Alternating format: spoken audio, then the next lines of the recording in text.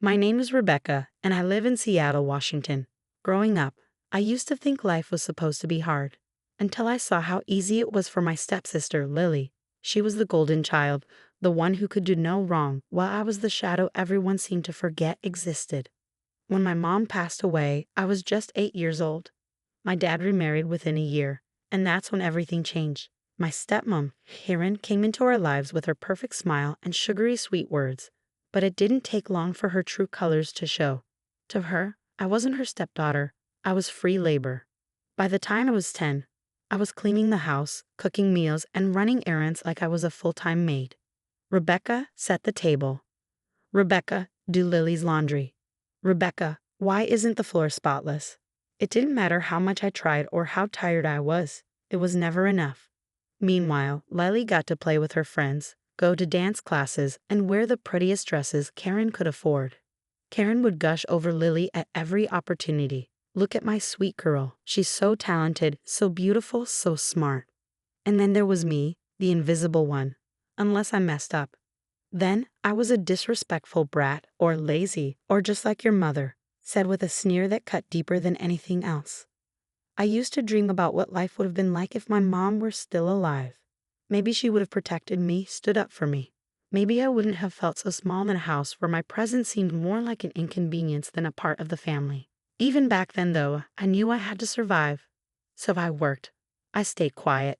I hid my anger and sadness because crying only made things worse. And every time Karen praised Lily while criticizing me, I told myself one day I'd leave, and they'd never have control over me again.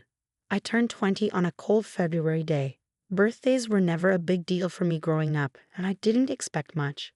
But this one felt different, like maybe I'd finally outgrown the little girl who used to cry herself to sleep.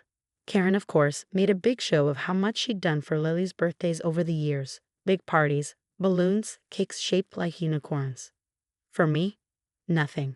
I figured I'd just sneak a slice of cake and enjoy it quietly in the corner while they fawned over Lily's latest college accomplishment or whatever Karen wanted to brag about that day. But something snapped in me that evening. When they brought out the cake, a small store-bought thing Karen probably grabbed last minute, I decided to stop waiting for permission. It was my birthday after all. I reached out and cut myself a slice. Just one piece. That was all it took. Rebecca. Karen's voice rang out like a whip. Before I could even react, she stormed across the room, her face flushed with anger. How dare you touch that without asking me first? The next thing I knew, her hand connected with my cheek. Hard.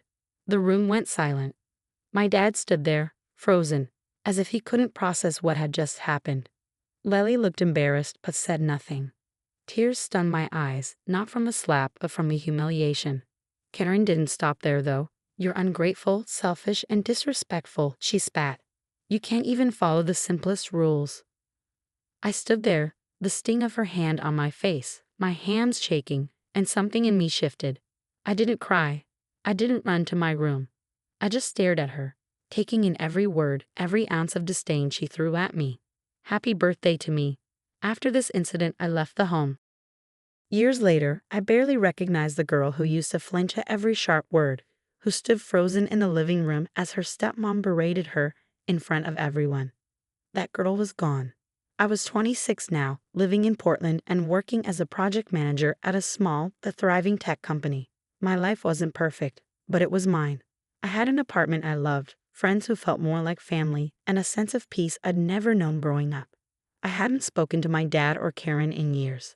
After that birthday, I stopped pretending to care about their approval. By the time I graduated college, I cut ties entirely. It wasn't easy, but it was necessary. The silence that followed was healing. I told myself they were part of my past, and I was done letting them take up space in my present. That's why I nearly dropped my coffee when I saw Karen standing in the lobby of my office building. She looked older, frailer even, as if the years had chipped away at the confident, controlling woman I once knew. But her sharp eyes and that familiar air of entitlement were still there. Rebecca, she said, her voice unnervingly soft. I wanted to turn and walk away, pretend I didn't know her. But something in her expression stopped me. Curiosity, maybe, or pity. I wasn't sure. Karen, I said, keeping my tone even. What are you doing here? She hesitated, clutching her purse like it was a lifeline. "I need to talk to you." I sighed and led her to a nearby cafe, keeping my guard up. We sat across from each other, the awkward silence stretching between us. Finally, she spoke. "Your father and I, we hit some hard times." I raised an eyebrow. "Hard times?" She nodded, her lips pressing into a thin line. "Lily, she's gone. She moved to New York, married some big shot lawyer, and hasn't spoken to us in over a year." That was surprising. Lily had always been the golden child, the favorite. But I kept my expression neutral. "And?" I prompted. Karen's eyes darted away. "Your father lost his job. We had to sell the house. We're renting a small apartment now, but the rent is overdue. We're about to be evicted." I leaned back in my chair, letting her words sink in. "And you came to me because you're doing well for yourself," she said, her voice tinged with desperation. "We need help, Rebecca. Just enough to get back on our feet. You owe us that much." I couldn't help but laugh, sharp, bitter, and loud enough to draw a few stares. "I owe you? Really? After everything you put me through, you think I owe you anything?" Karen flinched, but she didn't back down. "We're family, Rebecca. I know we've had our differences, but family helps each other." Family. The word tasted bitter in my mouth. The audacity of her standing there, asking for help after years of treating me like dirt, was almost too much to bear. I took a deep breath, forcing myself to stay calm. "Karen, I worked my way out of the mess you and Dad left me in. I built this life on my own, without any help from either of you. So no, I'm not giving you money. You can figure it out just like I did." Her face twisted in anger, the mask of civility slipping for a moment. "You're selfish," she hissed. "After everything we did for you, everything you did to me," I corrected, standing up. "And if that makes me selfish, then fine. I'm selfish, but I'm also free. Don't contact me again." I walked away without looking back, my heart pounding in my chest. For the first time in years, I felt an overwhelming sense of relief. It was like closing the door on a chapter I never wanted to revisit. I didn't owe them anything, not my time, not my money, not my forgiveness. And for the first time, I felt truly free. As I sat alone that evening, Karen's words replayed in my mind. "You're selfish. Family helps each other." A part of me, some small, deeply buried part, felt guilty. They were struggling, and I knew what it felt like to have nothing. But every memory of being ignored, insulted, and used came flooding back, choking out any pity I might have felt. I wrestled with the knot of emotions in my chest. Anger at their audacity, guilt for turning them away, and a nagging question. Was I really as selfish as Karen claimed? But then I reminded myself of the years I'd spent trying to earn their love, only to be pushed aside. They weren't asking for help. They were demanding it, manipulating me the same way they always had. I couldn't go back to that. Not now, not ever. When Karen called me again the next week, I wasn't surprised. She launched straight into it, no pleasantries. "Rebecca, you can't just turn your back on us," she said, her voice sharp but desperate. "Do you know how hard this is for your father and me? We took care of you, gave you a roof over your head." I cut her off, unable to hold back a bitter laugh. "Gave me a roof? You mean the roof I had to clean, along with the rest of the house, while Lily got everything handed to her on a silver platter." "Come on, Karen."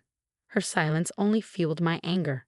I could feel the years of resentment boiling to the surface, but this time I wasn't going to suppress it. "You want help? Go ask Lily. Oh wait, she's gone, isn't she?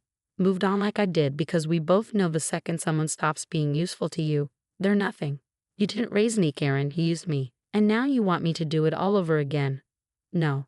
Rebecca," she snapped, her tone icy now. "You're being cruel. We're your family. This isn't how a daughter treats her parents." "Family?"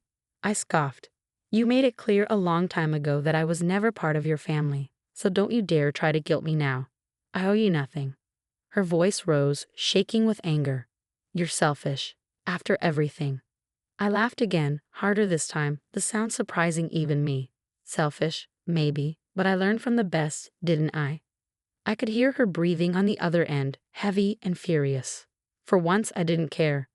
"Don't call me again, Karen. Lose my number. I'm done." And with that, I hung up, my hands trembling. Not with fear, but with something else, relief. It was over. The boundaries were set, and they weren't going to cross them again. The weight that had hung over me for so long lifted with that final call. It felt like breathing for the first time in years, deep, full breaths, untainted by guilt or fear. I wasn't bound by their expectations anymore. A few days later, I met up with some friends for dinner. We laughed, shared stories, and caught up on life. They were the kind of friends who understood me, who celebrated my victories and never judged my past. Their support was something I never had growing up, and it meant the world to me. Afterwards, I walked through the city alone, the cool night air brushing against my skin. I passed by a small art gallery and decided on a whim to stop in. As I wandered through the exhibits, I was reminded of how much I loved art, how I'd always wanted to paint, but never had the chance growing up. Now I could do whatever I wanted. I found a quiet corner in the gallery and let myself smile, genuinely, for the first time in a long while. This was my life now, built on my terms. No more manipulation. No more toxic family, just me, my freedom, and a future full of possibility. And I was proud. Proud of who I'd become, proud of the strength it took to walk away, proud that I could finally enjoy my life fully without looking over my shoulder.